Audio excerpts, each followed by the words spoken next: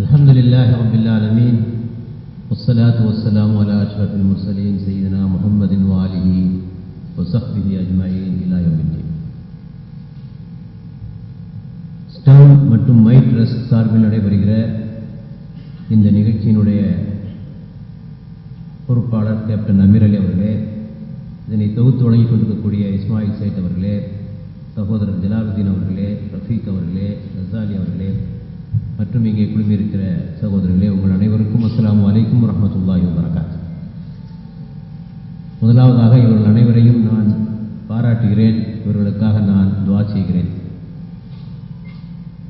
Stem என்று சொன்னால் மருத்துவத்திலே அதற்கு ஒரு பேர் உண்டு. ஸ்டெம் செல் தெரப்பி என்பது இப்போது மிக விரிவாக வளர்ந்து வருகிற ஒரு மருத்துவம். இனிமேல் பெரும்பாலான நோய்களுக்கு அதில் தான் மருத்துவமே இருக்கப் போகிறது. ஸ்டெம் செல்லை நாம் சேகரித்து வைத்துவிட்டால் அதை எந்த உறுப்பாகவும் மாற்றலாம். அதை கிட்னியாகவும் மாற்றலாம், லிவராகவும் மாற்றலாம், முதுகுத்தண்டாகவும் மாற்றலாம். ஆக பல்வேறு பணிகளை செய்யக்கூடிய ஒன்றுக்குத்தான் ஸ்டெம் செல். இங்கே இந்த ஸ்டெம்மோ நிறைய வேலைகளை செஞ்சுட்டு இருக்கிறாங்க இல்லையா?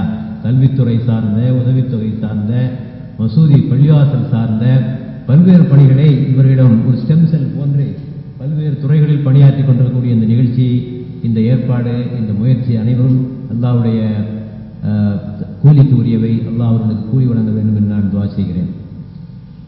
மீனை கொடுப்பதை விட மீன் பிடிக்க கற்றுக் கொடுப்பதுதான் சிறந்தது என்பது ஒரு சீன பழமொழி.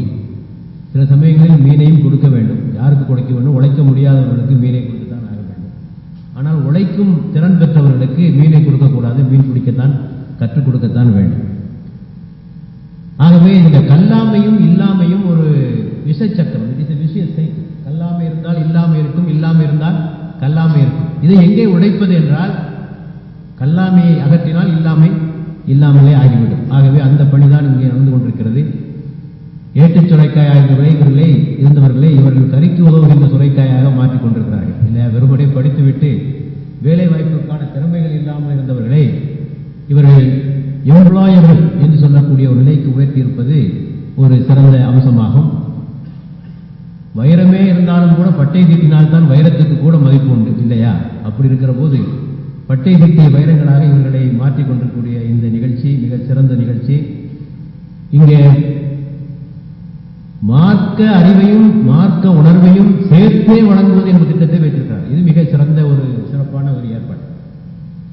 ஏனென்றால் இன்றைக்கு கற்றவர்கள் எல்லோரும் மார்க்கத்திலிருந்து விலகி போய்கொண்டே இருக்கக்கூடிய நிலைமையை நாம் பார்த்துக் கொண்டிருக்கிறோம்.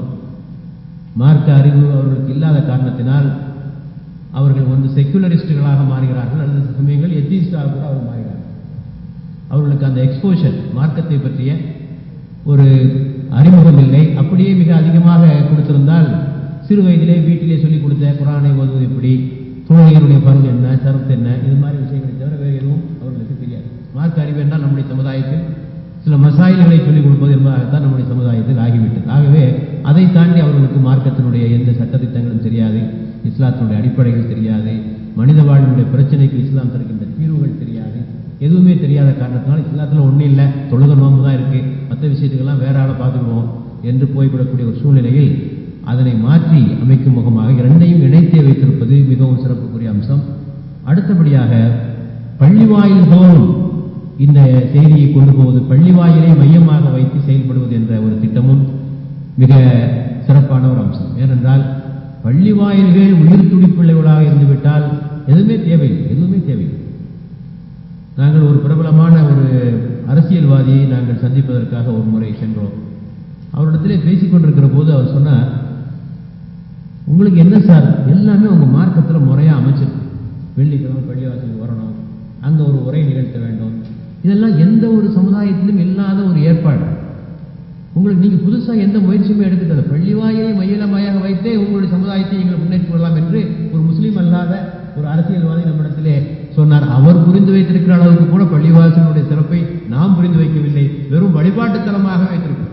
10 கோடி ரூபாய் செலவழிச்சு பள்ளிவாசலை கட்டி தொழுகிறதும், கூட்டுறதும், ஒரு அசத்துக்கு திறக்கிறதும், பிறகு கூட்டுறதும், இதுவே வேலையாக இருக்கு. ரெடியா இருப்பார் அங்க மௌத்தின் சாப், எப்படா ஆள் வெளியே போக மாட்டான், கூட்டணும் என்று சொல்லி அவர் விளக்கை அணைத்து விட்டு ஃபேன் அணைத்து அவர் வீட்டுக்கு போக வேண்டும். அது அவருக்கு கொடுக்கப்பட்ட பொறுப்பு.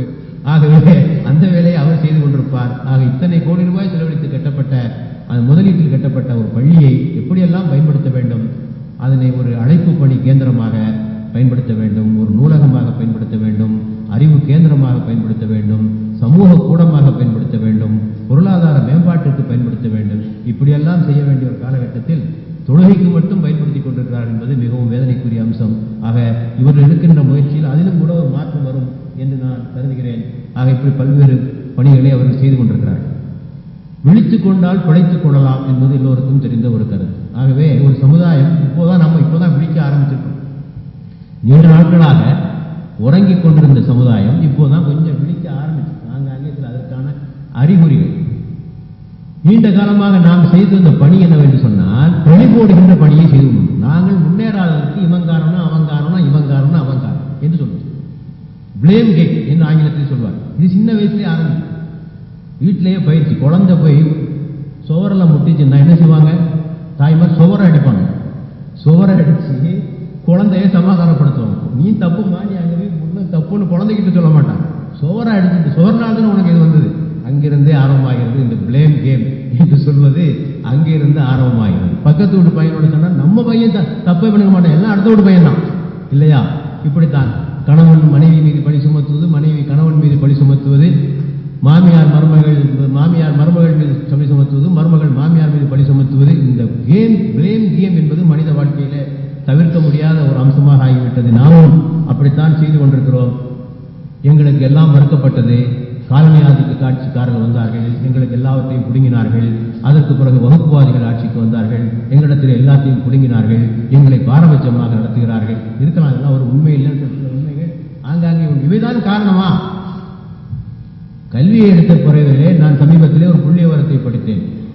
வெள்ளைக்காரர்கள் 1999 இடைநிலை பள்ளிக்கூடத்துக்கு சென்ற முஸ்லிம்களுடைய எண்ணிக்கை 4% தான். 4% தான் அப்போது எடுக்கப்பட்ட சென்சஸ். வகுப்புவாதம் இல்லை, ஒன்றும் இல்லை, RSS இல்லை, ஒன்றும் இல்லை. 1890 அப்போது பிராமணனுடைய எண்ணிக்கை 71%. அதே பள்ளிக்கூடத்தில் பிராமண சதவீதம் 71%, முஸ்லிம்களுடைய எண்ணிக்கை 4%. ஆகவே இதற்கெல்லாம் மற்றவர்களை எல்லாம் குறை கூறிக்கொண்டெல்லாம் அலைய வேண்டாம். பல்வேறு பிரச்சனைகளுக்கு நாம் தான் காரணம் என்பதை முதலாவதாக நாம் ஏற்றுக்கொள்ள வேண்டும். உலக கல்வி, மார்க்க கல்வி ஒன்று பிரிக்க சொன்னது யாரு? அல்லாஹ் சொன்னானா?